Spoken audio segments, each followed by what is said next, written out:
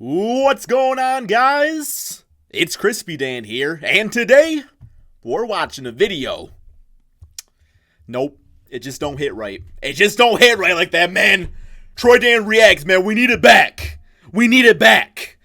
Regardless though, guys, what's going on, guys? Crispy Flakes here. Welcome to Extra Crispy. For today's video, we are watching 10 players most likely to win Defensive Player of the Year this season.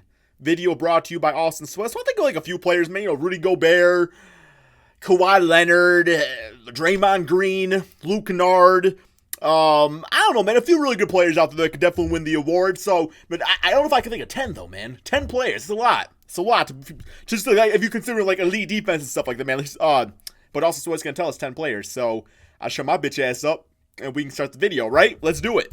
Back to the video with number 10 in Dejounte Murray. Dejounte Murray. I don't know about Defensive Player of the Year. I don't know about that one yet. One of the best one-on-one defensive players in the NBA. He's quick on his feet and can guard the 1 through the 3. He's going to give any star player a hard time this year. When a little premature, but someday I think he can do it. If the Spurs make the playoffs, he's going to be a huge difference maker for them, and a guy that they didn't have available last year. But as for the regular season, he's his team's best defender by far, and I think. Well, yeah, you got LaMarcus Aldridge and DeMar DeRozan. He's going to be clear enough. I'd be the best defensive player on that team. In the top 10 for the Defensive Player of the Year award. I mean, the last year he was healthy, he made the all. Spurs being 3-0, man, biggest fluke in sports history, man. That team should be 0-3.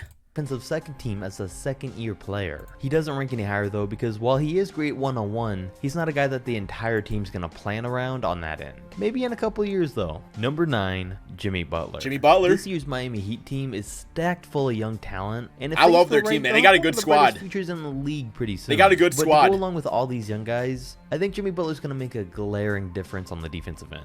And it's going to be noticed by everyone. He's been one of the best defenders in the league for a few years, with how he can defend in the post, on the fast break, one-on-one, and switch on to bigger. Congratulations on and it's going to be having a child also. Best player. Is he a first-time father? Night out for Miami. A lot of like what it was for him last year in Philly. But even with all that, Jimmy's never really been anywhere near the top of the rankings for the Defensive Player award. I have him inside the top 10 now, though, because I feel like he's going to have a contagious effect on that end with all this young talent, and that it'll shine through and make them overall a better team. Number 8, Myles Turner. Turner turns out to be one of the most underrated defensive players in the league. He's the anchor on the Indiana Pacers, and while his game isn't completely well-rounded, defense is what he takes pride in, and he's been great in that department since coming into the NBA. He's able to switch on to guards, them Pacers are gonna win yet, or to perfection, what? Alter and block shots, defend in the post, and really just excel in almost every aspect. Bro, he's literally following Joel Embiid. Like, he's literally hooking Joel Embiid with his arms. Like, goddamn, I could play defense on LeBron James. I'd give him a big old bear hug. Like, yeah. That's literally a foul, man. And last year was his best year on that end, where he recorded a league-high 2.7 blocks a game. But it's better than that, because the man recorded a blocked shot on 8% of opponent possessions while he was on the floor. Wow, and that's impressive. It doesn't sound like much, just know that it was one of the most efficient shot blocking seasons of the Theo century. And Ratliff. Being led by him, the Indiana Pacers allowed the fewest points per game last year out of every team in the league with 104. But sadly, Turner didn't even make an all-defensive team last year. Timmy Turner. And that's why he falls down to number 8. Because of the competition ahead of him, and because as a whole he's still not getting the recognition he deserves, and we don't know if that'll change this season or not. Number 7, Draymond Green. Yeah, we all knew he was gonna be on the list. We have our first former Defensive Player of the Year in the video for when he won it in ugly ass suit, man. The same like a teal. He led the NBA in steals. He's also a guy that's made either the All-NBA first or second defensive teams for the past 5 seasons. And for as bad of a season as he realistically had last year, he still finished tied for 6th in the Defensive Player of the Year voting, right alongside Kawhi. Y'all think Marcus Smart can win it? You can't tell me that with all of that being said, Draymond Green isn't a guy that deserves to be ranked here. With virtually everyone gone from the Warriors last year, including Klay Thompson for the most of the season, the defensive side of things really is going to fully rely on him.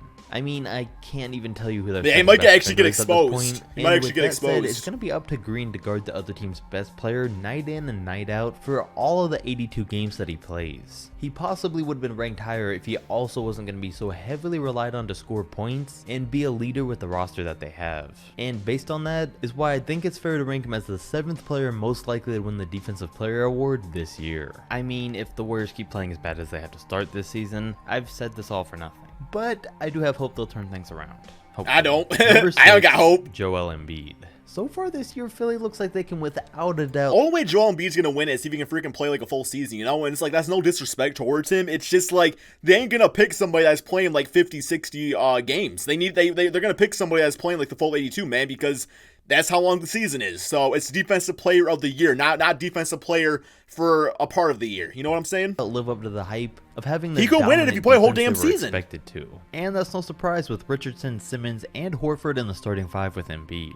And if things keep up like this, Embiid has a real shot at their defense been clamping. As one of the very top few defenders in the league. It's keeping them in games. It's winning them games. For example of just how good he was last year, with Embiid on the floor, the 76ers had the third best defense in the NBA. And without him, that dropped down to think of that. They're like what, like 3-0? I don't think they've lost yet, man, unless they have by the making this video. But yeah, they're shooting like freaking. Their starting five is like shooting like 12% from three, but they're winning these games, man. So dangerous team where they can learn how to knock down that shot. It's worst. And it was no coincidence because the same thing happened done defensively in the playoffs with them having by far the best defense. Bro, he's trying to be Ben Wallace, man, with that hairstyle, man. Without him. I mean, big men hesitate to shoot when he guards them, and guards think twice about driving to the basket with him under the rim. If Philly truly can have the best defense in the league, then it would only make sense for their best defender to be right in on those conversations. But again, just like for the MVP award, his ability to stay healthy and play a lot of games is going to play a role on whether or not he can get voted in as the defensive player of the year. Number 5, Kawhi Leonard. And here is when things get pretty tough. How many Clippers going to be on this list? I would say that the former 2-time defensive player of the year is the best overall defender in the NBA.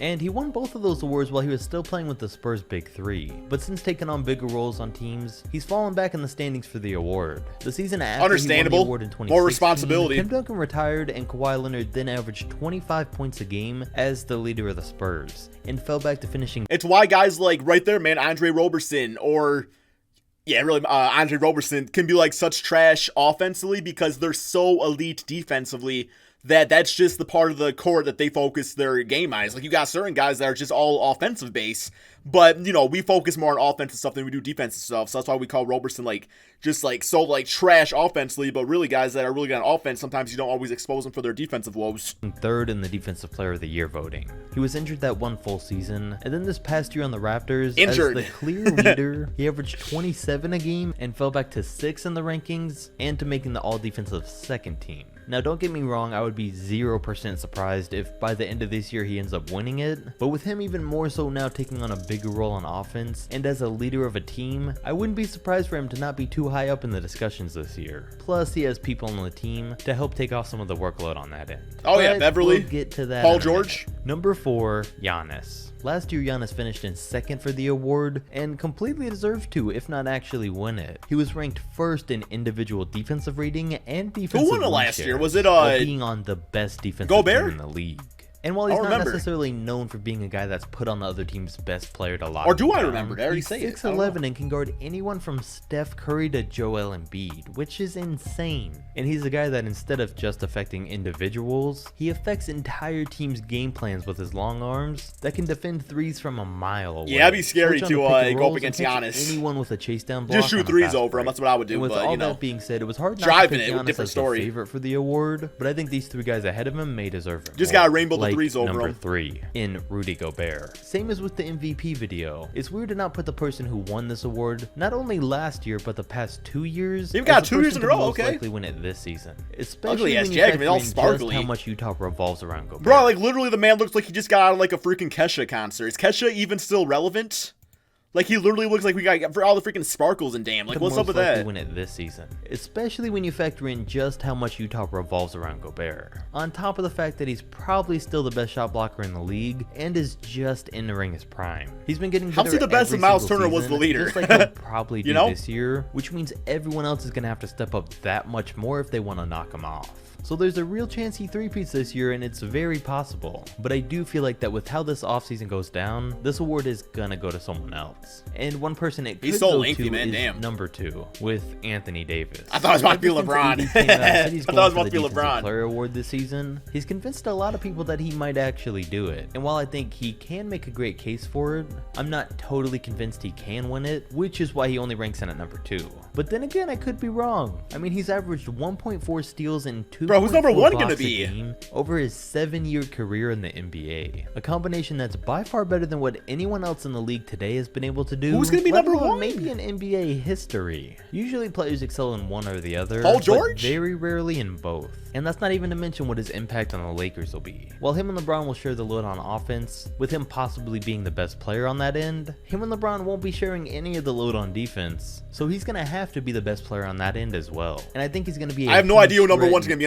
Paul George is my guess. Defense. I mean, him winning the award is really just going to come Mitchell down Robinson? to how well they are as a No, team. no. I mean, Davis That's had great premature. defense in New Orleans, but never even came close to winning it because his team sucked. So his chances at the award relies fully on how well the Lakers finish out the season in terms of overall team defense. But with that said, number one goes to Paul George. Okay, there we go. Choosing Okay. between Davis and PG was tough. I There mean, we go. choosing between the top 5 in general was tough already, but these two especially. And I think George has a slight edge here because, as I mentioned earlier, Kawhi Leonard may not be as much of a standout on defense this year since he's been put in more of a leadership role, which leaves the door fully open. I think for he'll Paul share to that with excel on that George, end though. and take the pressure off of Kawhi. We know that PG-13 nearly won it last season while averaging 28 points a game, and I feel like the perfect role for him this year would be for him to be the secondary player on offense and the primary player on defense, which, like I said, could ultimately lead to Paul George being your 2020 Defensive Player of the Year. And that's my take on it, but All right, that is the end of the video there, guys. I don't really have any, like, complaints about the list. Yeah, all those guys I think are pretty capable. I think guys like, Dejounte Murray, they could get there eventually, man, because, like, didn't he get, like, all defensive team before he tore his ACL, whatever it was? But, man, it's going to come down to really who finishes, like, not only, like, team defense. I think team defense is a big factor of it because you're going to give it to the best defensive player on the best defensive team, which is why the Jazz and Rudy Gobert got it last year. A lot of different factors, man. How many games you play and just all that good stuff. So hope you guys all enjoyed, man. Link to Austin Sweat's channel description below. Peace out, my friends.